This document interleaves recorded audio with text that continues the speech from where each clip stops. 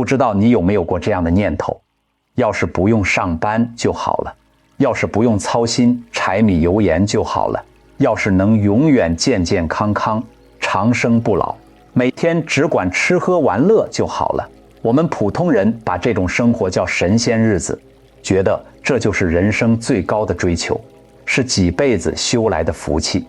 甚至很多学佛的朋友最初的心愿也很朴素，我多做好事，多积德，下辈子能投胎到好人家，或者直接升天做天人，再也不用受人间的罪。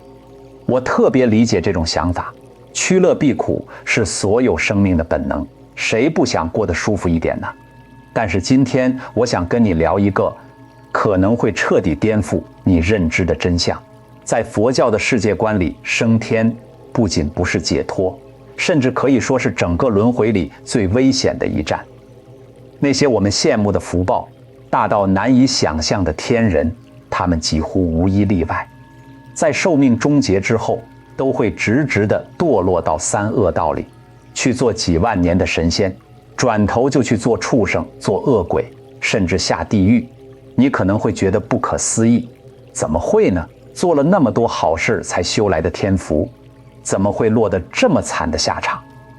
这天界到底是福报的终点，还是堕落的前奏？为什么享尽一切快乐的天人，最终逃不过坠落的命运？今天我们就把这件事彻底讲透。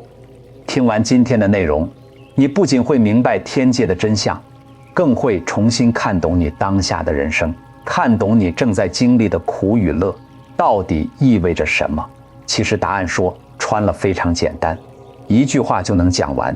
天界本质上是一个只有支出没有收入的福报消耗场，你过去世积累的所有善业，就像一笔巨额存款，升天就是把这笔存款一次性取出来，集中在那一生里全部花掉。你在天上的每一天，吃的、穿的、用的，享受的每一分快乐，都是在花你过去攒下的老本。花完了，账户清零了，你自然就要从那个位置上掉下来。更关键的是，在天界那个环境里，你根本没有机会赚新的钱，也就是没有机会造新的善业，更没有机会修行，积累解脱的资粮。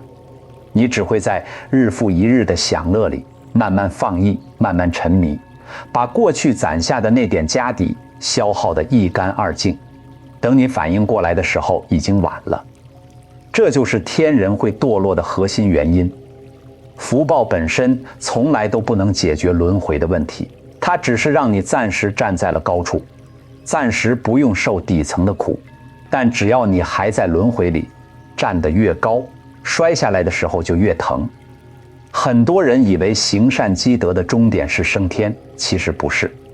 升天只是善业的一个果报，就像你工作了很久，拿到了一笔奖金，你拿着这笔奖金去度假，去挥霍，总有花完的一天。花完了，你还是要回来继续上班，甚至因为你挥霍过度，欠了债，还要去更苦的地方还债。真正的终点从来不是拿到多少奖金，而是你什么时候能不用再上班，不用再靠打工过日子。对应到轮回里，就是你什么时候能断除烦恼，跳出三界，再也不用受生死的束缚，这才是真正的解脱。而升天不过是轮回里一场看起来很美的长假而已，假期越长，结束的时候就越痛苦。可能这么说还是有点抽象，我给你打几个我们生活里的比方，你一听就懂了。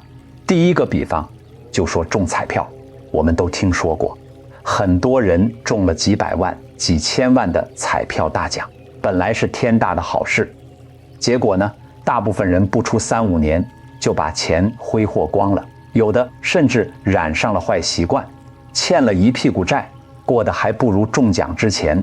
为什么会这样？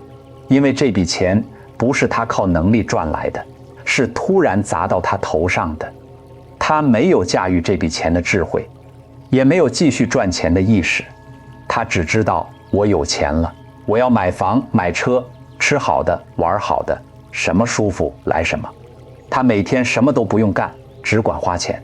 你想啊，再多的钱经得起这样只出不进吗？总有见底的那一天，等钱花光了，他过惯了大手大脚的日子，再也过不了以前的苦日子，又没有赚钱的能力，那可不就只能走下坡路吗？天人的处境跟这个一模一样，他们的天福就是过去世中了一张善业彩票数额，巨大能花几万年甚至几十万年，但本质上还是只出不进，每天睁开眼就是享受，不用付出，不用劳作，不用面对任何麻烦。福报在后也有耗尽的一天，福报耗尽的那一刻，就是他们从云端跌落的那一刻，而且因为过惯了顶级的好日子突然跌下来，那种落差感比从来没富过的人要痛苦10000倍。我再给你打第二个比方，职场，我们把整个轮回比作一家大公司，3恶道就是公司最底层的流水线，工人干最累的活，拿最少的钱，天天挨骂受气，苦不堪言。我们人间就是公司的普通员工，有业绩压力，有职场内卷，有领导批评，有同事矛盾，很辛苦，但是也有上升的机会。你好好干，做出业绩就能升职加薪。你要是偷懒耍滑犯了错，也可能降职降级，甚至被调到流水线去。最重要的是，你在这个岗位上能学到东西，能积累经验，甚至有机会能力够强了，直接跳出这家公司去更好的地方发展。那天界是什么呢？天界就是公司里的闲职高管，拿着全公司最高的薪水，住着最好的办公室，每天不用干活，不用 KPI， 不用看任何人脸色，每天的工作就是开会聚餐，享受各种公司福利，日子过得逍遥自在。你看着是不是特别羡慕？但是这家公司有个死规定，所有岗位都有任期，基层员工的任期短，但是可以靠业绩续任甚至升职，而这些闲职高管的任期虽然很长，但是他们没有业绩，因为他们根本不干活，所以任期一到，公司就会直接把你开掉。而且因为你当了几十年的闲职高管，啥本事都没学会，专业能力全荒废了，你出去之后连普通员工的岗位都应聘不上，只能去最底层的流水线干活。你看，这不就是天人的宿命吗？看起来风光无限，实则是在消耗自己的过去积累的资历，没有任何成长。任期一到，直接打回原形，甚至比原来还惨。还有第3个比方，更贴近我们的日常，就是存钱和花钱。我们每个人都有一个福报账户，你做一件善事，动一个善念，就往账户里存一笔钱；你做一件恶事，动一个恶念，就从账户里扣一笔钱。大部分人在人间是一边赚钱一边花钱，上班工作行善积德，是赚钱生活开销享受娱乐，是花钱。虽然有进有出，但只要你懂得节制，懂得多存少花，账户里的钱就会越来越多。而且你在赚钱的过程中还能提升自己的赚钱能力，以后能赚更多。那天上的人呢，他们是只花钱不赚钱，他们账户里有一大笔积蓄，是过去世存下来的，他们每天什么都不用干，就是变着花样花钱享受生活。今天买个奢侈品，明天去度个假，怎么开心怎么来。他们根本想不起来要去赚钱，甚至觉得我这么有钱，干嘛还要去赚钱？就像我们普通人，如果银行卡里有10个亿，你还会想去上班吗？大概率不会了，对吧？你只会想着怎么把日子过舒服了。可是10个亿也经不住天天花啊，总有一天余额会变成0。等余额变成0的那一天，你没有工作能力，没有收入来源，以前的朋友也都散了，你说你能落到什么好下场？可不就是负债累累，艰难度日吗？这就是天人的真实处境。他们的福报不是无穷无尽的，他们的快乐是有保质期的，而我们很多人向往的恰恰就是这样一种坐吃山空的生活。你说这到底是福气还是陷阱？说到这里，可能有朋友会好奇，那天上到底是什么样的？天人的日子到底有多舒服？我简单跟你聊聊，你就明白为什么他们会沉迷到无法自拔。佛教里把天界分成3大层：欲界天、色界天、无色界天，一层比一层福报大，寿命长，快乐也更微细。先说最底层的欲界天，一共有6层，从下到上分别是4天王天、点桃利天、夜摩天、兜率天、化乐天。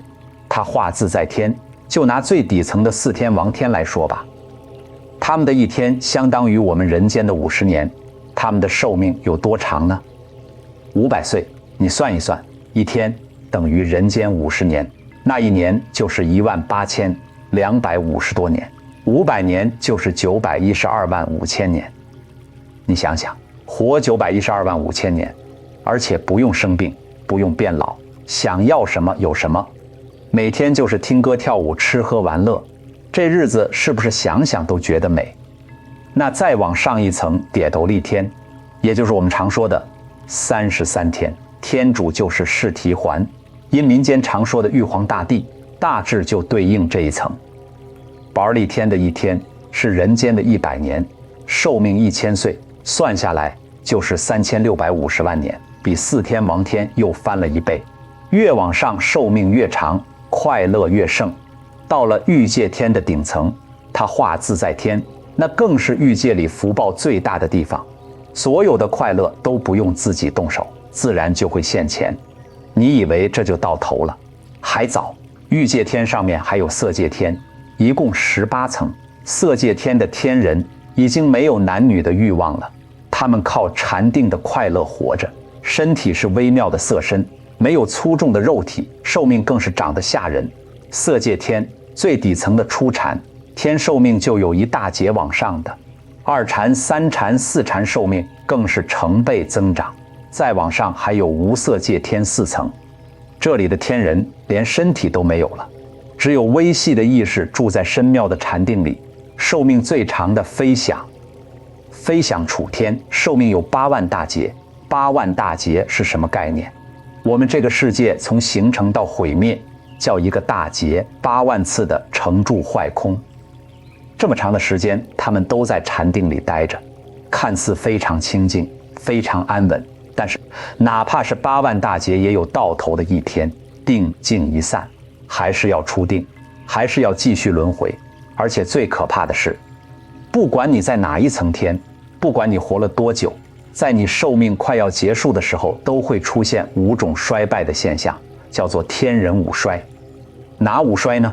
第一，衣服垢秽。天人的衣服本来是天衣，自然干净，不用洗，永远光鲜亮丽。但是临死前，衣服会慢慢变脏，布满灰尘。第二，头上花尾。天人头上都戴着花冠，都是天上的宝花，永远新鲜，永远芬芳。临死前，这些花会慢慢枯萎凋谢。第三，身体臭秽。天人的身体本来是有香气的，洁净光明，没有任何体味。临死前，身体会发出臭味，慢慢变得污浊。第四，腋下出汗。天人本来不会出汗，身体永远清爽，临死前腋下会开始流汗。第五，不乐本座。天人本来每天都安安稳稳地坐在自己的宝座上，享受快乐。临死前，他们会坐立不安，再也待不住，心里充满了焦躁和恐惧。这5种现象一出现，天人就知道自己的寿命快要到头了。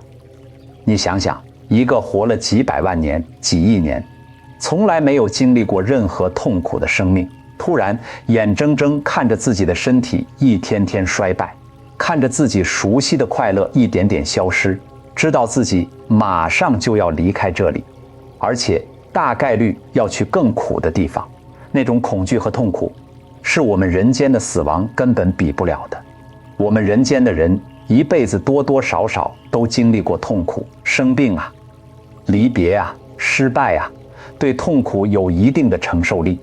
可天人不一样，他们从出生起就泡在蜜罐里，连一点点不舒服都没有感受过，所以哪怕只是身体变脏一点，只是心里有点烦躁，对他们来说都是无法忍受的巨大痛苦。这就是天道的坏苦。快乐有多强烈，失去它的时候，痛苦就有多强烈，没有任何例外。佛经里还记载过这样一个故事。有一次，佛陀带着弟子们在外面行脚，看到一群天人坐着华丽的车驾，带着无数的珍宝从天上下来，到一个坟地里，对着一堆尸骨恭敬地顶礼，撒花供养。弟子们就很奇怪，问佛陀：这些天人福报这么大，为什么要对着一堆尸骨礼拜呢？佛陀说，这堆尸骨是他们过去世的身体，他们过去世做人的时候，因为做了很多善事，所以死后升天，享受天福。他们知道自己今天的快乐都是过去这个身体行善换来的，所以特意下来感恩供养。过了没多久，弟子们又看到一群恶鬼面目狰狞，痛苦不堪，也跑到这个坟地里，另一堆尸骨又打又骂，还用石头砸。弟子们又问这些恶鬼，为什么要恨这堆尸骨呢？佛陀说，这堆尸骨也是他们过去世的身体，他们过去世做人的时候造了很多恶业，所以死后堕落到恶鬼道，受尽痛苦。他们觉得都是过去这个身体造的孽，才让自己现在这么苦，所以过来打骂泄愤。你看，同样是过去的身体，一个升天，一个堕恶鬼，天差地别。但是你以为那些天人就永远快乐了吗？不是的，他们现在对着过去的尸骨感恩，等他们福报享尽，堕落到恶道的时候，他们也会像那些恶鬼一样恨自己过去为什么只知道享福，不知道修行。轮回就是这样，上上下下，来来去去，没有一刻停歇。你今天站得有多高，明天就可能摔得有多惨。没有谁能永远待在高处，除非你跳出这个轮回。可能你会说，那天人有神通又聪明，他们知道自己会死，为什么不趁着活着的时候修行呢？问得好。答案是他们做不到，不是不想，是那个环境根本就不允许你修行。为什么？因为修行的动力来自于出离心而出，离心的升起往往来自于痛苦。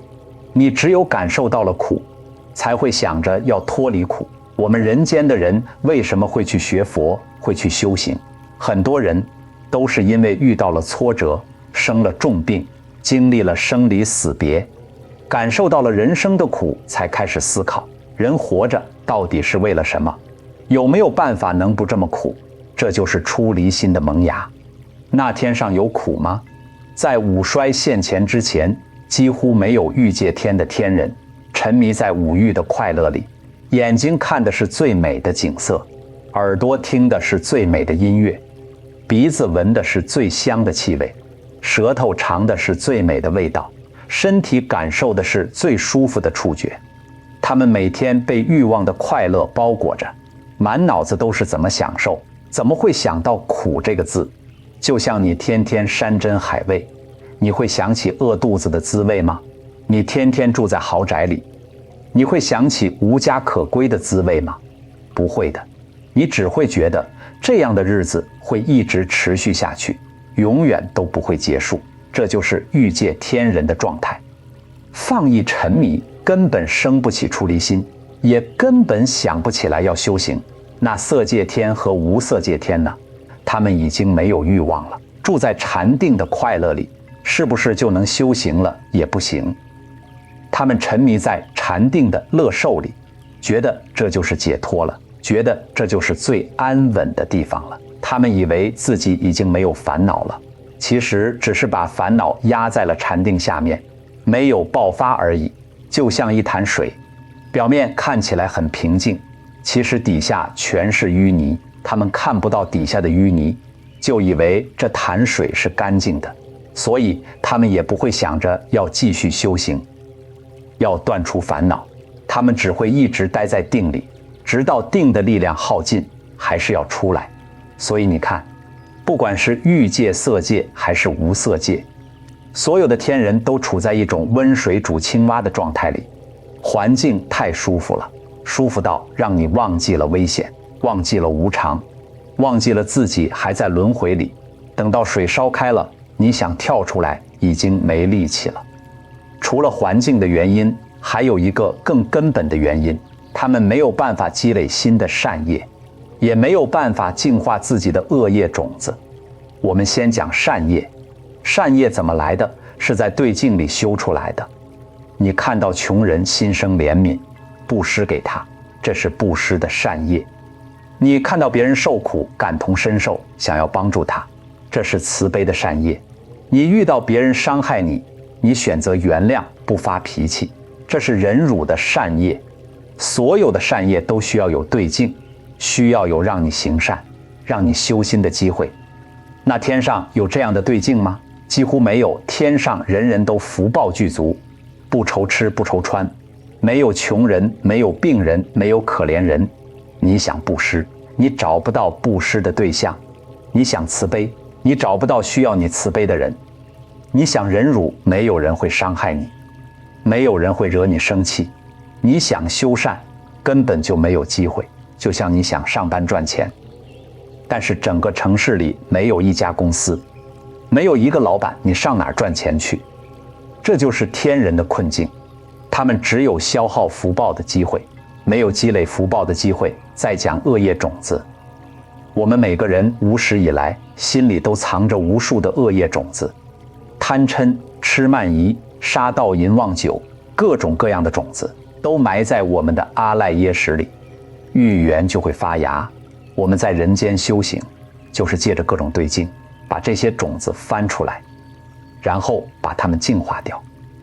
比如你心里有嗔恨的种子，平时看不到，但是当有人骂你一句的时候，你心里的火气一下子就上来了，这时候你就看到了这个种子，然后你可以选择不发火，选择反省自己，选择放下。每这样做一次，这个嗔恨的种子就弱一点，慢慢的它就再也不会发芽了。这就是净化种子。那天上呢，没有人骂你，没有人惹你，没有人给你添堵，你心里的嗔恨种子永远都没有机会冒出来，它就一直埋在那里，安安静静的，你甚至都不知道它的存在。你以为自己已经没有嗔恨心了，其实只是没有触发它的机缘而已。除了嗔恨、贪心、我慢、嫉妒，所有的烦恼种子都一样，它们都好好的待在那里，只是被巨大的福报压住了，暂时不会发作。等到你的福报耗尽了，压不住它们了，它们就会一下子全部爆发出来。那时候你就会直接被这些恶业种子拖到三恶道里去。这就是为什么天人几乎都会堕落到恶道的原因。善业想完了，恶业就现前了，而且因为这些种子从来没有被净化过，力量特别强，所以一堕落往往就是最苦的地方。就像一座大坝挡住了洪水，大坝越高，水积得越多，一旦大坝垮了，洪水冲下来的破坏力就越大。福报就是这座大坝，恶业就是大坝后面的洪水天人的。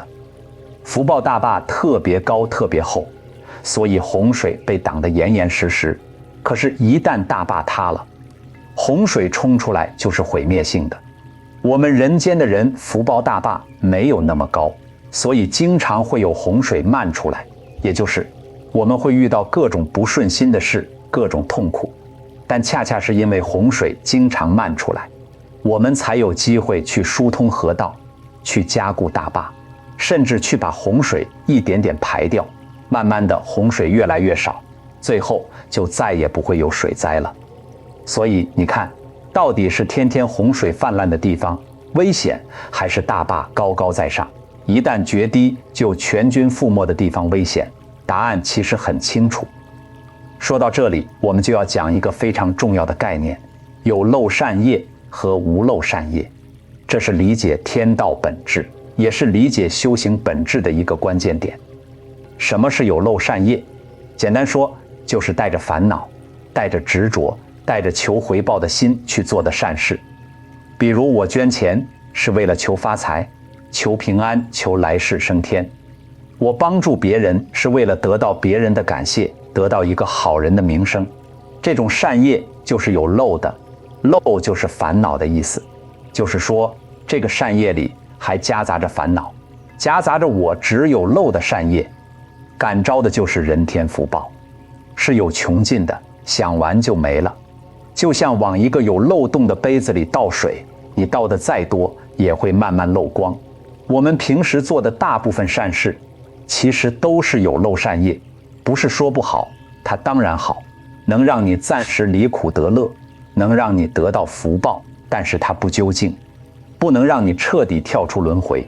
那天人的天福就是有漏善业结出来的最大的果子，看起来很大很甜，但是吃完就没了核，还会发芽长出苦果。那什么是无漏善业呢？就是带着清净心、慈悲心、智慧去做的善事，不执着。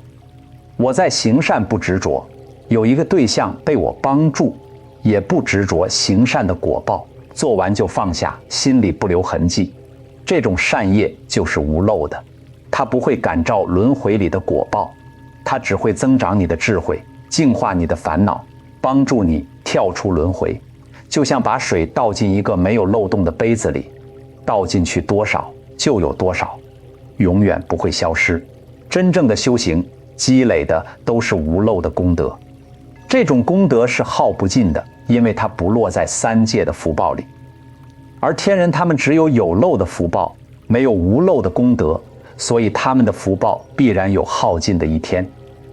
很多人学佛天天求福报，求人天果报，其实就是在拼命往有漏洞的杯子里倒水，倒得再满又有什么用呢？倒得越满，漏得越快。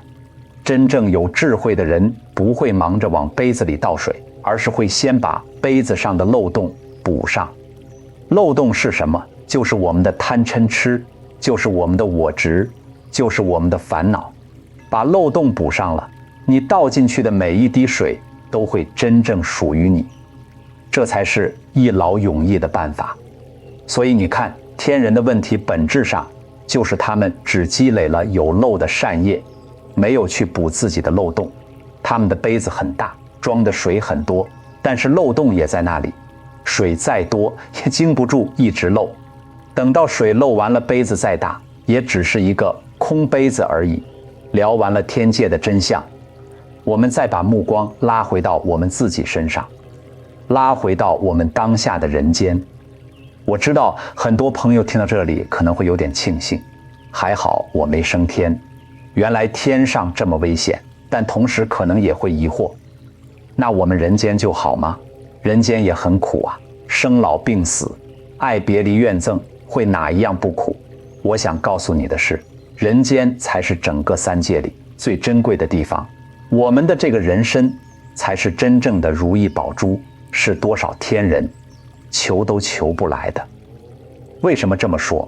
因为人间是唯一一个既有足够的痛苦让你觉醒，又有足够的安乐让你修行的地方。三恶道太苦了，众生每天被痛苦折磨，连活下去都费劲，根本没有精力去思考人生，去修行天道太乐了。众生每天被快乐包围，根本意识不到危险，也生不起出离心，没法修行。只有人间苦乐参半，有衣食住行的烦恼，有生老病死的痛苦。这些苦就像警钟一样，时时刻刻提醒我们，人生是无常的，快乐是短暂的，轮回是苦的。它能逼得你去思考，去反思，去寻找解脱的路。同时我们又有基本的温饱，有健全的身体，有听闻佛法的机会，有修行的条件。我们不用像三恶道的众生那样，连生存都成问题。我们可以在工作之余抽出时间来学习，来修行，来净化自己的心。这就是人生最难得的地方。佛经里有一个非常有名的比喻，叫盲龟浮木，说的是大海里有一只瞎了眼睛的乌龟，每100年才会浮出水面。一次大海里飘着一块浮木，浮木中间有一个洞，这只盲龟100年浮上来一次，刚好能把头伸进浮木的洞里。这种概率有多大？几乎为零，对吧？而得到人参的概率比这还要小。你想想，地球上有多少人？70多亿，但是地球上有多少动物？天上飞的，水里游的，地上跑的数不胜数，光是蚂蚁的数量就比人类多得多，更别说恶鬼道、地狱道的众生了，数量更是多到无法想象。所以你能得到人参，能生而为人，这本身就是一件概率极低极低的事，是你过去世积累了极大的善业才换来的。可惜的是，我们大部分人根本不知道珍惜。我们每天抱怨工作累，抱怨生活苦，抱怨这也不顺心，那也不如意。我们把所有的精力都用来追求那些短暂的快乐，追求房子、车子、钱、名声，追求那些和天人的天福比起来根本不值一提的人间福报。我们就像一个手里拿着无价之宝的人，却天天想着去换一颗糖吃。你说可惜不可惜？更可惜的是，很多人学佛也学错了方向。他们学佛就是为了求平安，求发财，求家庭和睦，求来世升天。他们把佛法当成了一个求福报的工具，当成了一个能让自己日子过得更舒服的法门。这不是不对，这只是太小看佛法了。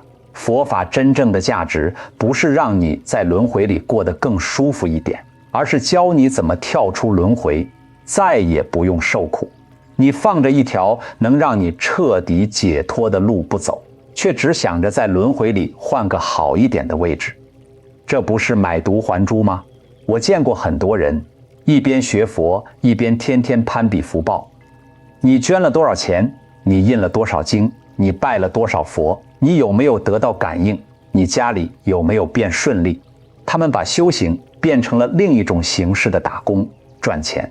他们积累功德，就像在攒钱，想着攒够了，下辈子就能去天上享福。可是他们忘了，就算你攒够了去天上的资本，那又怎么样呢？福报享完了，还是要掉下来，还是要受苦。那你这一切的努力，到头来不还是一场空吗？真正的修行不是为了让你下辈子过得更舒服，而是为了让你再也不用有下辈子，是为了让你断除烦恼了，脱生死，再也不用在轮回里头出头没。这才是我们得到人参。听闻佛法真正该做的事，可能有朋友会说，我也想修行，但是我每天工作那么忙，家里那么多事，根本没时间啊。其实我特别理解，我们现代人生活压力大，节奏快，上有老下有小，每天睁开眼就是一堆事，想抽出专门的时间来修行确实不容易。但是我想告诉你，修行不一定非要打坐念经持咒，当然这些也很好，但是最根本的修行是在事上练，是在你的每一个起心动念里练。比如你上班的时候，领导批评了你一句，你心里本来很生气，想顶嘴，想抱怨，但是你忍住了。你反观了一下自己的情绪，发现其实也没什么大不了的，然后心平气和地把事情做好，这就是修行。比如你和家人吵架，本来想争个输赢，想说狠话，但是你停下来了，你看到了自己的嗔恨，也看到了对方的不容易，然后你选择了温和的沟通，这就是修行。比如你看到别人过得比你好，心里本来有点嫉妒，有点不舒服，但是你转念一想，人家有今天也是人家过去修来的，我应该随喜赞叹，而不是嫉妒。这就是修行，这些都是发生在你日常生活里的小事，不需要你额外花时间，只需要你多一点觉察，多一点转念。但是恰恰是这些小事，这些念头才是最考验人的，也才是最能磨练心性的。你别小看这一点点的觉察，一点点的转念，日积月累就是巨大的改变。我们的心就像一块长满杂草的地，你不可能一下子把所有杂草都拔光，但是你每天拔一点，每天拔一点，慢慢的杂草就会越来越少，庄稼就会越长越好。修行就是这样，慢慢来，不用急。只要你走在正确的路上，哪怕每天只进步一点点，也比天天追求福报走错了路要强10000倍。具体来说，我们在日常生活里可以从这4件事做起，慢慢把自己的人生从消耗福报的模式切换到积累解脱资粮的模式。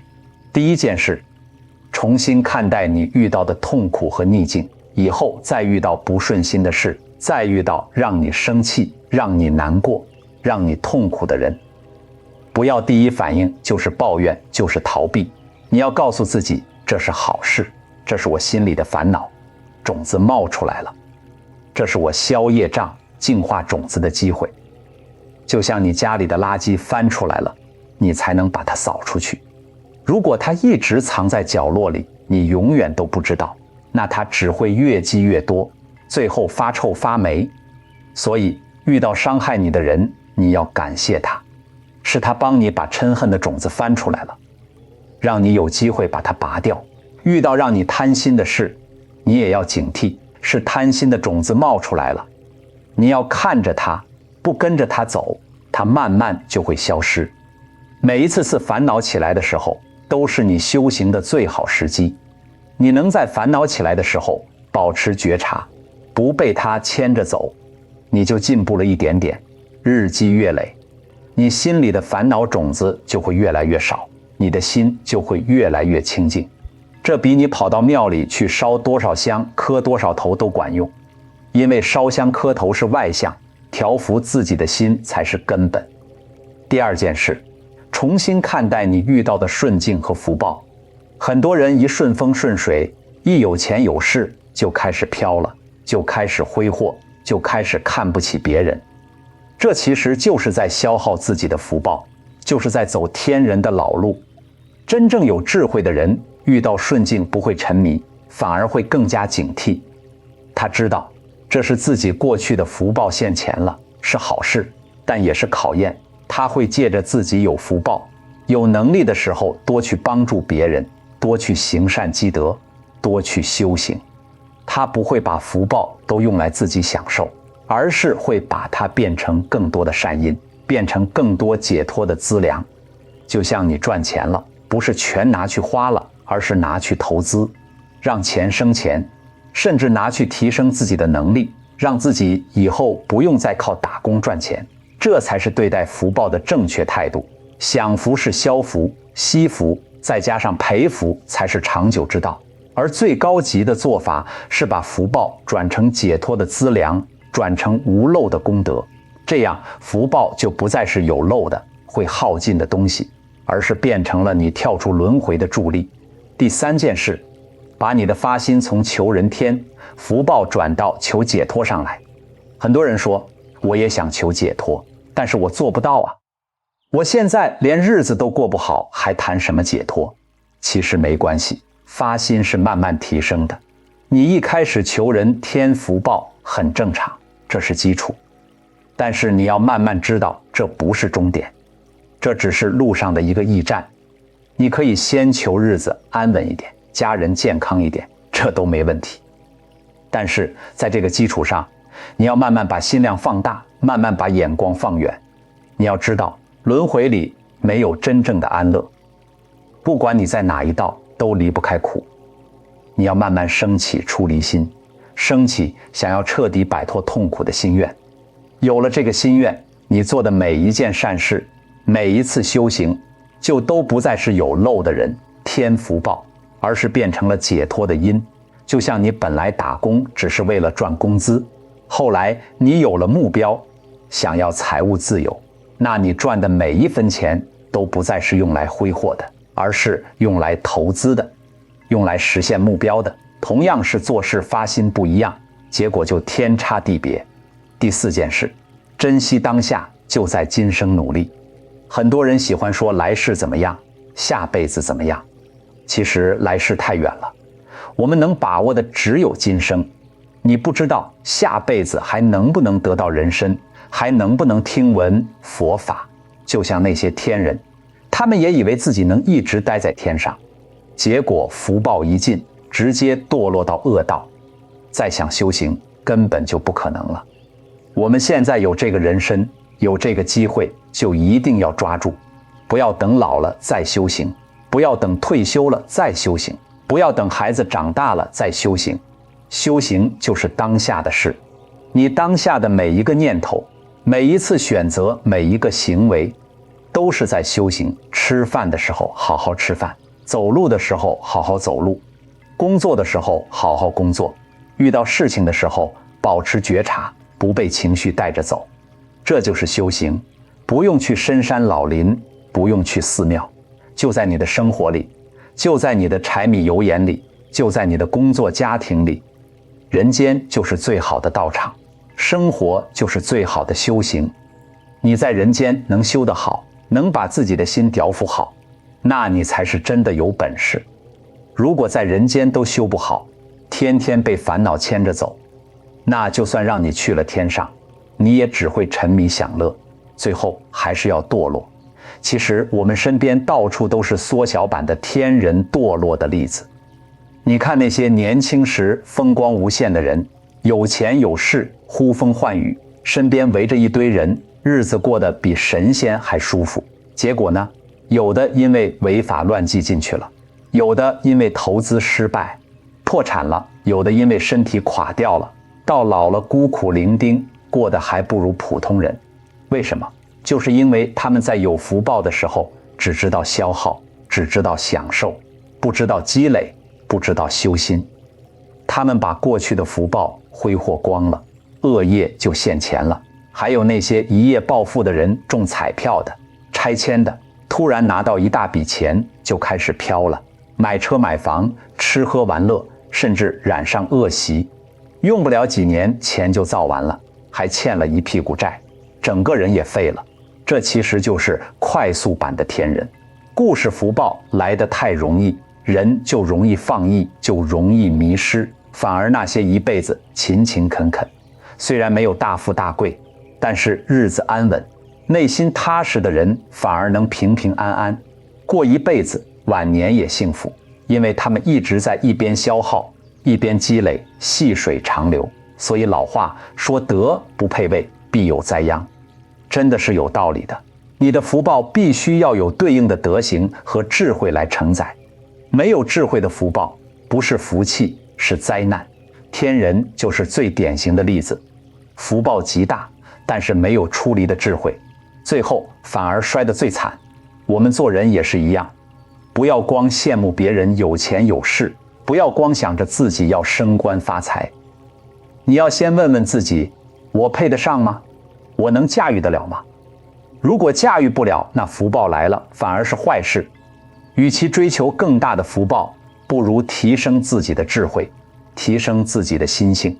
智慧够了，心性稳了，你自然能承载得住福报，也自然能知道该怎么用福报，而不是被福报反噬。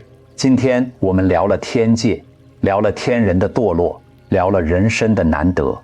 其实归根结底，就是想告诉大家一件事，不要向外求安乐，不要向未来求安乐，更不要向来世求安乐。